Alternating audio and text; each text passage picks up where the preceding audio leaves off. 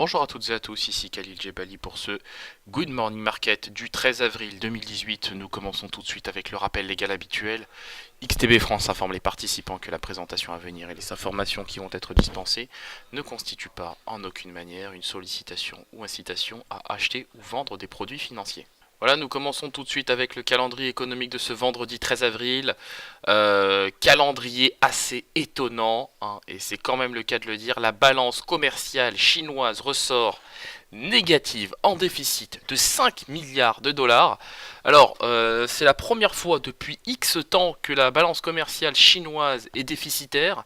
Les exportations se sont contractées de 2,7%, les importations de leur côté ont-elles augmenté de 14,4% en rythme annualisé. Alors, c'est quand même très impressionnant. Pour l'heure, on voit que sur les indices, on laisse de côté cette data. On a néanmoins les futurs américains qui évoluent de leur côté en territoire négatif. Le Nasdaq perd 0,3%, le Russell 2000 lui perd 0,11%, mais le S&P lui est flat. Voilà, le contrat à terme sur S&P sur VIX, pardon. Sur VIX sur S&P 500 évidemment, lui est flat, donc la volatilité est flat.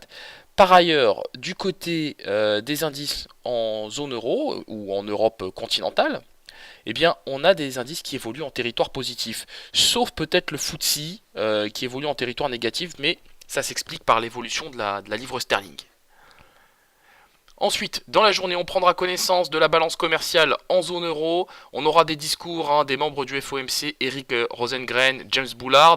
Et on aura aussi l'indice Reuters d'Université du Michigan de confiance du consommateur américain pour le mois d'avril. Donc statistique intéressante. Alors évidemment, comme d'habitude, la séance et la semaine s'achèvera avec l'indicateur Bakerux d'activité pétrolière. Allez, on attaque tout de suite avec la paire euro-dollar qui progresse et qui progresse bien au-dessus des deux moyennes mobiles à 25 et 100 périodes.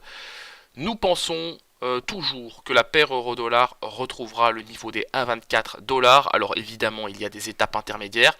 Je viserai dans un premier temps le niveau des 1,2370 dollars pour 1 euro. Et pour viser ensuite, pourquoi pas, le niveau des 1,24 dollars pour 1 euro. On se quitte sur cette note. Rapide tour d'horizon avant de se quitter définitivement. Donc la volatilité perd du terrain. Les indices américains, les futurs S&P 500 et Dow Jones, eux de leur côté, retrouvent du terrain, donc c'est assez positif. Seul le Nasdaq évolue en territoire négatif avec le Russell 2000. Voilà, donc on se retrouve évidemment à 15h15 pour un point complet sur la situation. Ce sera aussi l'occasion de revenir sur tous les trades de cette semaine. Donc il y en a eu un paquet, surtout qu'il y en a beaucoup par séance. Donc rendez-vous à 15h15 pour un point complet. Merci à vous et à tout à l'heure.